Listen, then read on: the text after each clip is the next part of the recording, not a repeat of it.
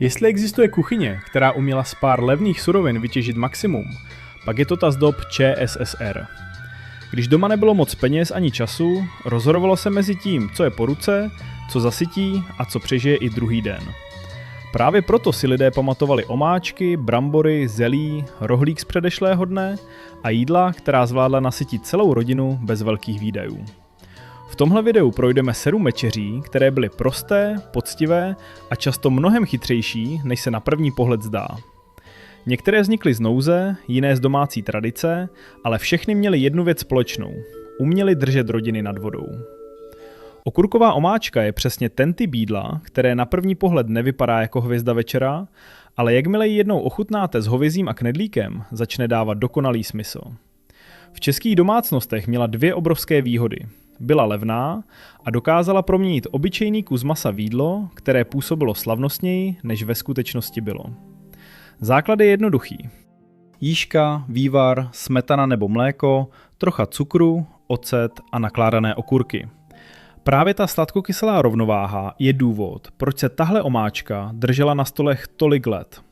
Kyselá okurka v omáčce není žádný výstřelek, ale chytrý způsob, jak vytáhnout chuť z levných surovin a přitom nasytit celou rodinu. Když se na ní podíváte z dnešního pohledu, je to vlastně malý trik domácí kuchyně. Málo masa, hodně omáčky, knedlík nebo vařené brambory a oběd nebo večeře je na světě. V době, kdy se mnohé rodiny musely otáčet s tím, co přinesli z trhu, byla právě omáčka jedním z nejistějších způsobů, jak udělat dojem bez velkých nákladů. A není náhoda, že ji lidé považovali za klasiku vedle svíčkové nebo koprovky. Stačilo mít doma pár okurek ze spíže, trochu zeleniny na vývar a zbytek už udělala trpělivost u plotny. Nejlepší na ní je, že chutná sice starosvětsky, ale zároveň poctivě a chytře. Jako by vás někdo naučil vařit s rozumem, ne s přebytkem. Když chcete příběh téhle omáčky pro diváka, funguje na ní i kontrast. Na jedné straně obyčejná zavařená okurka, na druhé straně talíř, který vypadal jako jídlo z lepší jídelny. To byl přesně ten styl tehdejšího vaření.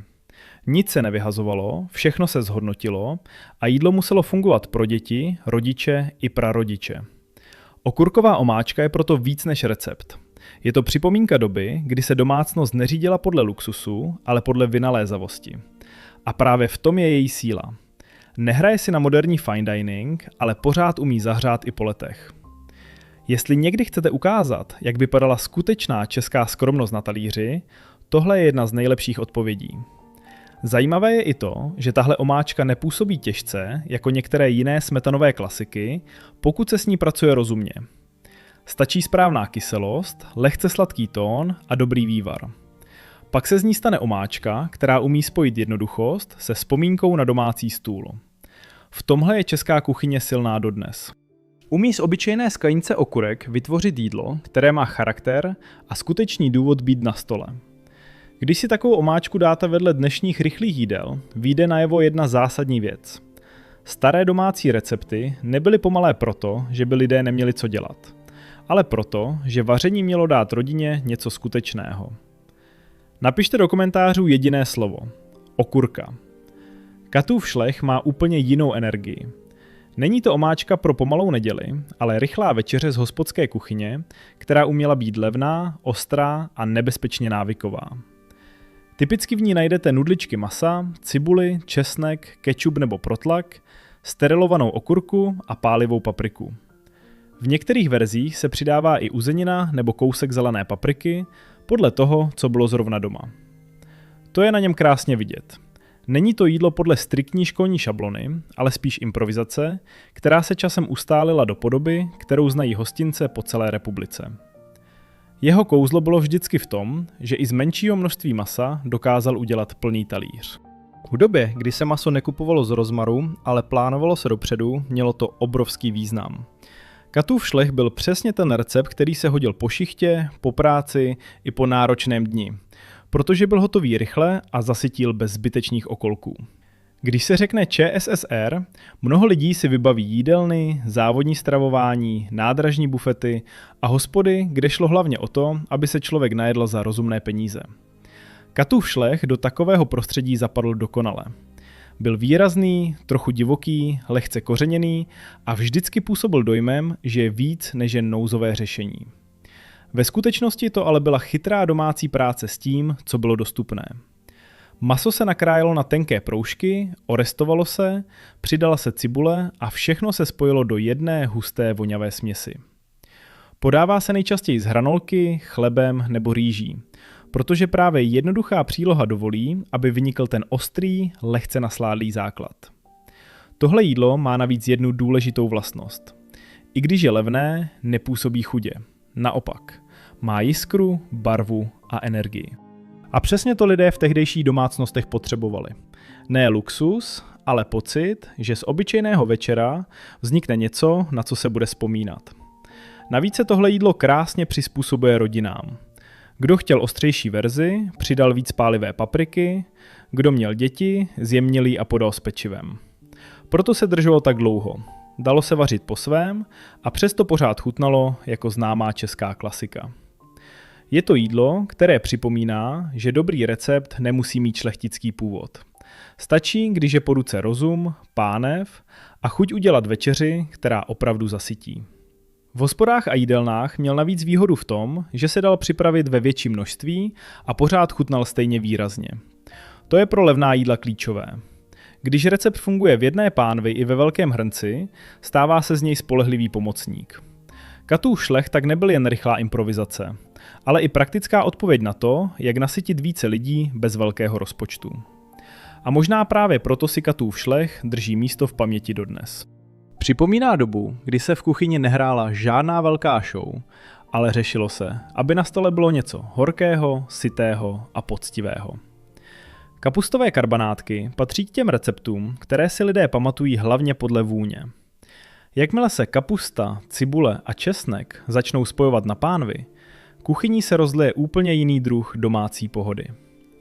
Na rozdíl od masových karbanátků jsou tyhle placičky chytřejší v tom, že využijí levnou a dostupnou zeleninu, kterou šlo koupit skoro všude a ve větším množství. V domácnostech ČSSR to byla velká výhoda. Kapusta byla obyčejná, vydatná a sezónní, takže když jí bylo dost, dalo se z ní připravit jídlo, které fungovalo jako teplá večeře i jako druhý den ohrátý oběd. Základ bývá jednoduchý. Vařená kapusta, vejce, strouhanka nebo houska, cibule, sůl, pepř a někdy i kousek masa nebo uzeniny, pokud bylo doma něco navíc. V některých rodinách se do směsi přidávaly i brambory nebo trochu mouky, aby držela lépe pohromadě. Každý kraj, každá domácnost a často i každá babička měla svůj vlastní postup. Právě to je na české kuchyni krásné. Žádná přísná jednotná bible, ale desítky drobných variant, které se předávaly mezi generacemi. Kapustové karbanátky byly výborné v tom, že uměly využít i menší zbytek uzeného nebo masa, ale nebyly na něm závislé. Když nebylo nic, stále vzniklo plné, hřejivé jídlo. Na talíři se často spojili s bramborovou kaší, vařenými bramborami nebo jen s chlebem. To byl přesně ten typ večeře, který vypadal nenápadně, ale po chvíli jste zjistili, že jste opravdu sytí. Navíc mají jednu výhodu, kterou lidé oceňují i dnes. Jsou levné, chutnají poctivě a připomínají dobu, kdy se v kuchyni myslelo dopředu. Co se nesnědlo hned, to posloužilo dál. Žádné plýtvání, žádné pozlátko, jen praktická večeře, která dává smysl i z dnešního pohledu. Kapusta sama o sobě navíc přináší výraznou, lehce sladkou chuť, která se po tepelné úpravě změní v něco mnohem jemnějšího. Když se dobře osmahne cibule a přidá se česnek, vznikne jídlo, které je sice jednoduché, ale rozhodně ne nudné. Tohle je přesně ten typ receptu, který zachraňoval zimní večery a učil rodiny, že skromnost nemusí znamenat nudu. Podívejte se na to i dnes. Z jedné hlávky kapusty vznikne večeře pro celou rodinu a ještě zbyde na druhý den. Pokud se vám tahle stará česká klasika líbí, napište do komentářů jediné slovo. Kapusta. Zlaté časy ČSSR. Kdo si je pamatuje z dětství, často vybaví vůni zelí, cibule a česneku už od dveří. To je přesně ten druh kuchyně, který se nesnaží být elegantní za každou cenu, ale místo toho spolehlivě vrací člověka domů. Kapustové karbanátky se proto ve starších rodinách držely dlouho, protože byly dostupné, levné a chutnaly i bez masa. Když byl doma navíc kousek uzeného, dostaly karbanátky ještě výraznější chuť, ale bez něj fungovaly stejně dobře. To je přesně ten typ receptu, který se nespoléhá na bohatství, nýbrž na dobrý nápad. Bramborové škubánky jsou ukázka toho, jak uměla česká kuchyně proměnit obyčejné brambory v něco skoro slavnostního. Na západě Čech se jim říká kucmoch nebo kucmouch, na Slovácku zase šulánky. A už jen to ukazuje, jak hluboko jsou zakořeněné v regionální paměti. Jsou to jídla, která vznikla z jednoduchosti. Brambory, trochu mouky, sůl, máslo, tvaroh, mák nebo osmažená strouhanka. Nic složitého, ale dohromady to vytváří chuť, která se nezapomíná. Škubánky byly pro venkovské i městské rodiny výhodné hlavně proto, že brambory byly levné, syté a skladné. Když je člověk měl ve sklepě, měl téměř vždy jistotu, že něco uvaří. To je důvod, proč se tahle večeře objevovala tak často. Nepotřebovala drahé maso ani komplikované postupy.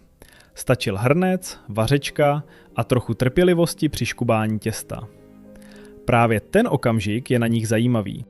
Husté bramborové těsto se po správném uvaření vytahuje vařečkou nebo lžící, až vznikají nepravidelné kousky, které pak dostanou máslo, tvaroh, mák nebo sádlo s cibulkou. Každý kraj měl rád jinou variantu. Někde sladkou, jinde slanou, jinde s osmaženou strouhankou. A přesně proto škubánky přežily tolik generací. Dokázali se přizpůsobit tomu, co bylo doma po ruce. Když si dnes někdo myslí, že levné jídlo musí být bez charakteru, škubánky mu ukážou opak. Mají vlastní rytmus, vlastní postup i vlastní chuťový podpis. Je v nich kus chalupy, sklepa s bramborami a kuchyně, kde se vařilo bez zbytečných řečí. Navíc se dají servírovat tak různě, že z jedné základní suroviny vznikne pokaždé trochu jiná večeře. To je přesně ten důvod, proč lidé milovali v době, kdy bylo potřeba vařit úsporně, ale pořád poctivě. Když se na stůl postaví miska horkých škubánků s máslem a mákem, najednou je jasné, proč se české domácnosti k podobným receptům vracely znovu a znovu. Jsou levné, rychlé a přitom mají duši, a v tom je celé kouzlo. Člověk nemusel mít kuchařský talent z hotelové školy, aby vytvořil večeři, kterou rodina dojedla do posledního sousta. Stačilo znát správnou hustotu, nepřesolit a nebát se jednoduchosti. Dnes tomu říkáme skromná klasika. Tehdy to byla normální praktická večeře, která držela domácnost pohromadě. Když se škubánky povedly, měly správně jemnou strukturu a zároveň držely tvar, takže se na ně máslo i mák krásně nalepily. To je malý detail, ale právě takové detaily rozhodují o tom, jestli si jídlo lidé zapamatují jako výborné. U bramborových jídel to platí dvojnásob, protože kvalita záležela i na odrůdě, na tom, jak byly brambory uvařené a na tom, kdo stál u sporáku. V některých rodinách se škubánky jedly i na sladko po večeři, v jiných jako plnohodnotné hlavní jídlo. Taková pružnost je důvod, proč se z nich stal takový regionální evergreen. Žemovka je přesný opak toho, co si lidé často představí pod slovem levné jídlo. Je sladká, vonavá a na stole působí skoro jako dezert. Jenže ve skutečnosti byla jedním z nejchytřejších způsobů, jak zužitkovat starší pečivo a pár jablek. Právě proto se držela v českých domácnostech tak dlouho. Když zbyly žemle, rohlíky nebo bílé pečivo, neletěly do koše. Nakrájeli se, navohčili mlékem, proložili jablky s kořicí, cukrem a často i tvarohem nebo rozinkami. Tohle jídlo má navíc zajímavou historii. V českých zemích se už před M.D. Rettigovou používal název jablkovec a varianta s třešněmi nesla označení třešňovec. V 19. století se pečela i bez jablek, jen s rozinkami nebo brusinkami. Je tedy jasné, že žemovka není žádný moderní výmysl, ale dlouho žijící domácí recept, který se měnil podle toho, co zrovna bylo v sezóně. Jablka byla dostupná, skladná a v zimě spolehlivá. To z nich dělalo ideální základ pro rodinnou večeři, která měla chutnat dětem i dospělým. Když se žemovka vytáhla z trouby, kuchyně voněla tak, že i ti, kdo sladká jídla běžně nevyhledávají, obvykle přišli na ochutnání. Zvenku křupavá, uvnitř měkká a vláčná. Tohle je přesně ten kontrast, který z jednoduchého pečiva udělá jídlo s emocí. Na venkově i ve městě platilo, že jídlo nesmělo být zbytečně drahé a zároveň muselo využít to, co už doma leželo. Žemovka byla učebnicový příklad takového přístupu. Nic nepřišlo nazmar, všechno mělo šanci dostat druhý život. A právě tady se ukazuje síla tehdejší kuchyně. Nebyla o přebytku, ale o nápadu. Žemovka dokázala zmála vytvořit talíř, který vypadal útulně, voněl domovem a vyvolával pocit, že i obyčejný večer může být hezký. Když se k ní přidalo trochu vanilky nebo másla, okamžitě působila slavnostněji, ale pořád zůstávala domácí a dostupná. To je důvod, proč přežila celé generace.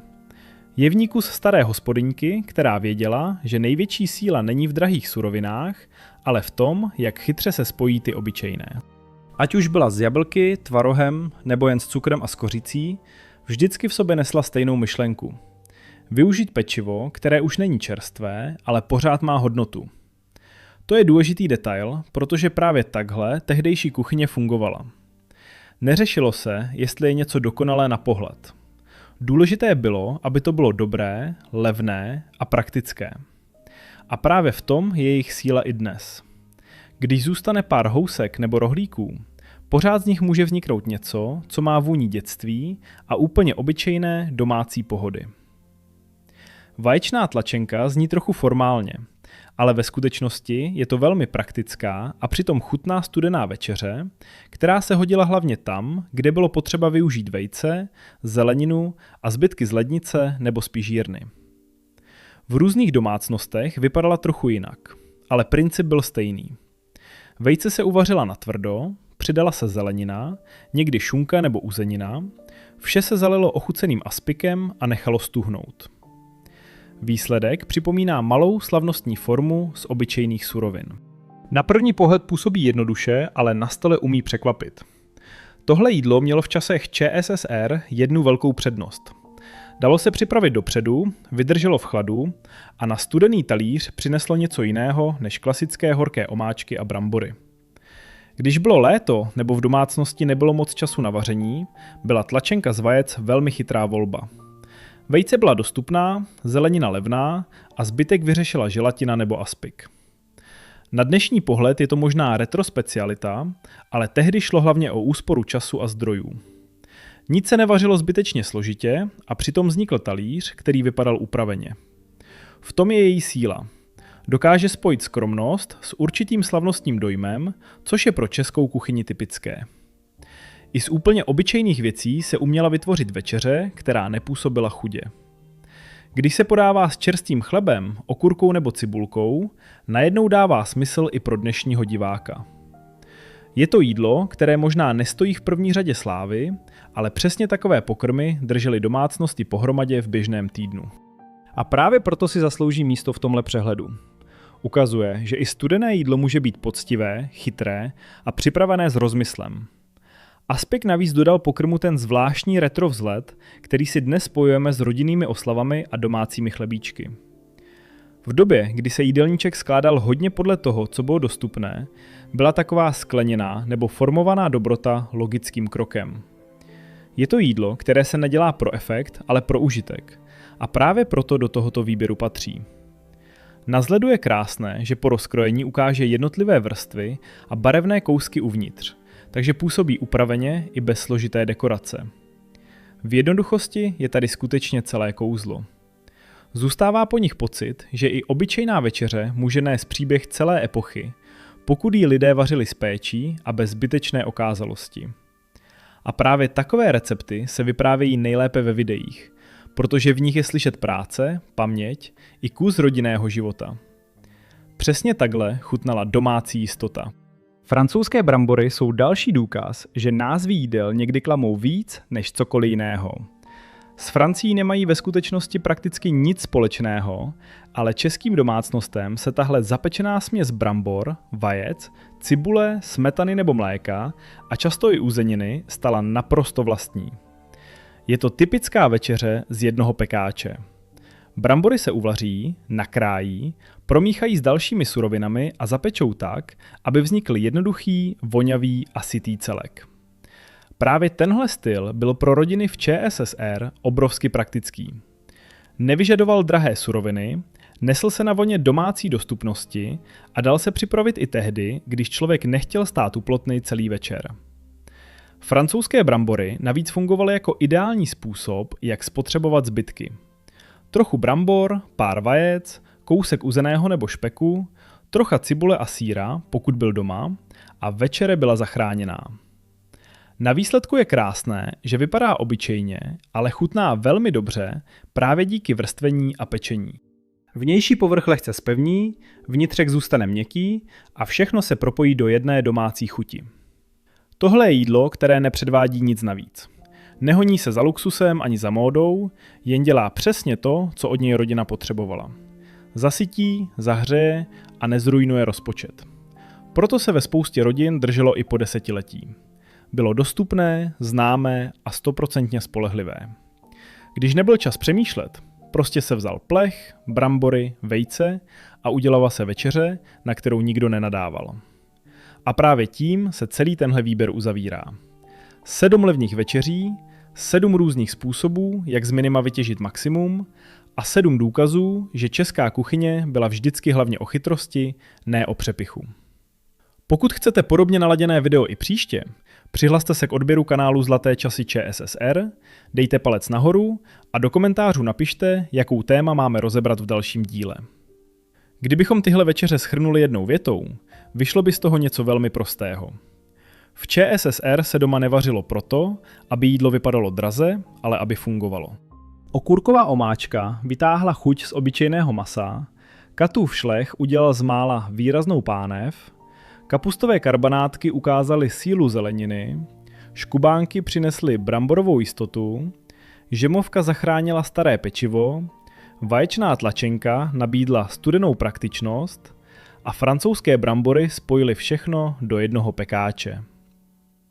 Každý z těch receptů má v sobě kus domácí logiky, která se dnes někdy ztrácí. Nebylo důležité jen navařit, ale navařit chytře, úsporně a tak, aby se zbylo i na další den. Proto tyhle večeře přežily dobu, ve které vznikly, a proto se k nim lidé vracejí i dnes.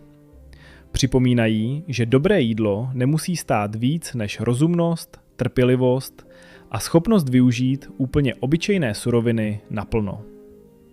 A když se dnes podíváte na tyto recepty bez nostalgie, pořád obstojí. Ne proto, že by byly módní, ale protože jsou praktické, jasné a lidské. Jídlo tu není dekorace, ale pomocník. Má nasytit, zahřát, uklidnit a spojit rodinu u stolu. Možná právě proto mají tyto staré večeře tak silný návratový efekt. Jsou jednoduché, pravdivé a nic si na nic nehrají. V tom je i kouzlo české kuchyně jako celku. Umí být obyčejná a přitom nezapomenutelná. Stačí pár základních surovin a dobrý nápad. A právě takové recepty se vyprávějí nejlépe ve videích, protože v nich je slyšet práce, paměť i kus rodinného života. Zůstává po nich pocit, že i obyčejná večeře může nést příběh celé epochy, pokud ji lidé vařili s péčí a bez zbytečné okázalosti. A to je možná nejhezčí vzkaz, který nám tyhle večeře nechávají i po letech. Stačí se podívat na talíř a je jasné, že skromnost a dobrá chuť se v českých domácnostech nikdy nevylučovaly. Přesně takhle chutnala domácí jistota.